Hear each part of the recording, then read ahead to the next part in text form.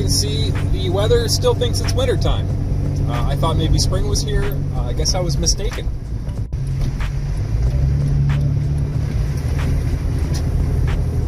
I'm happy to report that the oil pan gasket wasn't leaking like I originally thought. It turned out, as you saw in my last video, or if not, then go check it out. But my oil filter adapter was what was leaking, and quite badly too. And it had never leaked before, which is kind of funny. It just sat for a little while, well, a couple of years, and then boom, that thing sprung a leak. Just sitting there, it sprung a leak. Yeah, so no oil pan gasket video necessary. Hooray for me! Maybe sucks for you. If you have to do that job, it's pretty straightforward. The hardest part is getting the oil pan off. You got to kind of dick around getting your axle down as far as you can, and you know, it's a pain. And if you happen to be wanting to do your oil pan gasket, make sure you do your rear main seal at the same time, because you can't get at that rear main seal unless the oil pan comes off. And the rear main seal, don't be intimidated by it. It's one of the easiest gaskets to change. Go look on YouTube, elsewhere. There's lots of good videos on how to do it. So next up, I gotta show you guys me repairing my diff cover on the... So coming up next, I'm gonna show you how I repaired my leaky diff. It's a pretty easy job as well. So, stick around. Alright, so the next thing we got to work on here is that diff. The gasket on it's gone. I did this diff cover about 10 years ago or so. And I used Gasket Maker, and I'm pretty sure I used the blue stuff, which they say you're not supposed to use because GL5 gear oil will break it down. If you think your diff is leaking, you want to check and make sure it's not this pinion seal here. This pinion seal leaked on me ages ago, and I had to replace it, but it's nice and dry. You can see the leak is not coming from there. It's definitely coming from there. So, simple fix. This is the D35, but other rear ends, it's going to be the same procedure.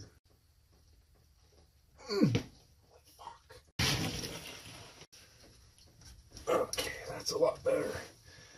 Half inch fits the best.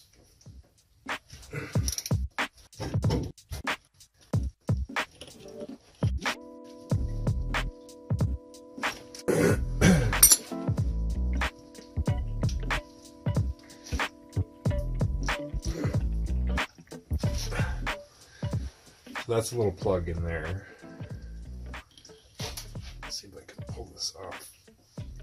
No, she's tough. Oh, that's just...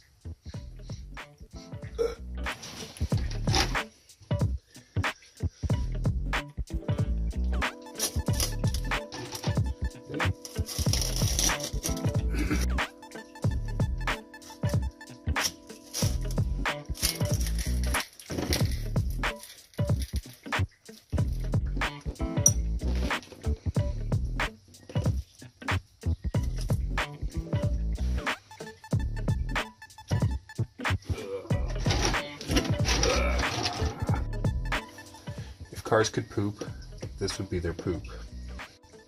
So you'll see probably on your diff, you may or may not have it. This is a little dealie for connecting to your brake proportioning valve. You may want to keep it. This stuff doesn't actually look too bad. It's not black, it's more of a dark gold, bronzy color. But you can't keep it in there while you're changing the gasket, so out she comes. There we go. There's the guts.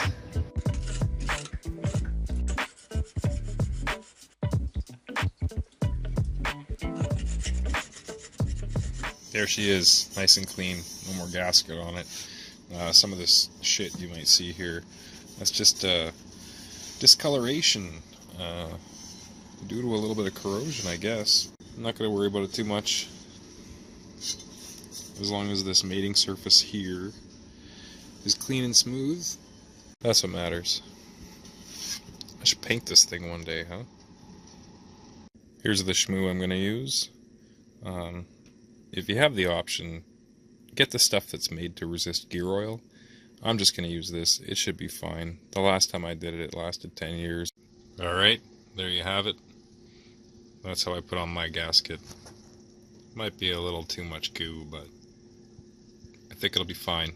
So let this sit for about 5 minutes, and then I'm going to go put it on, and so on and so forth, and go through the gasket maker process. If you don't know what it is, you know, look it up. Generally, you want to go around all the bolt holes. I think I'm just not going to bother in this case. I usually do, but just because it's such a small lip on the outside, it's not going to do nothing. It's just going to goo out and get everywhere. So we'll see what happens. I think it'll be fine.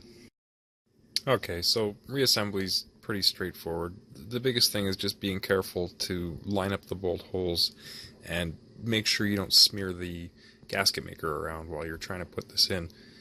What I like to do is just line up 2 bolts in 2 holes. Pick your favorite 2, it doesn't matter which ones. I use the top 2.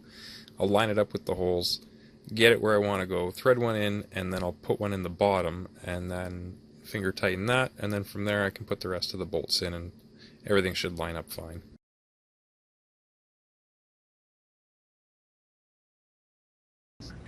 So after about an hour, you can go and torque all your fasteners down, and that's it. Your gasket should be good. You shouldn't have tons gooping out the sides. If you do, you use too much. You can take a razor blade and carefully cut it off. Don't pull it off, you'll wreck your gasket. And yeah, that's about it. Throw some fluid in there. Here's what's going in. Cheap stuff.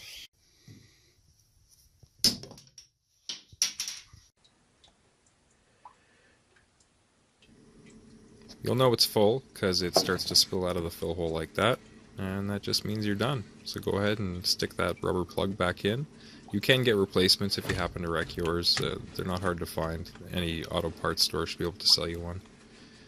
And that's about it. No more leaks. I really appreciate you taking the time to watch this video. Leave a like if you enjoyed it. Subscribe if you're not. Leave a comment down below. Tell us about your Comanche or your experience changing the seal on your crufty old Dana 35.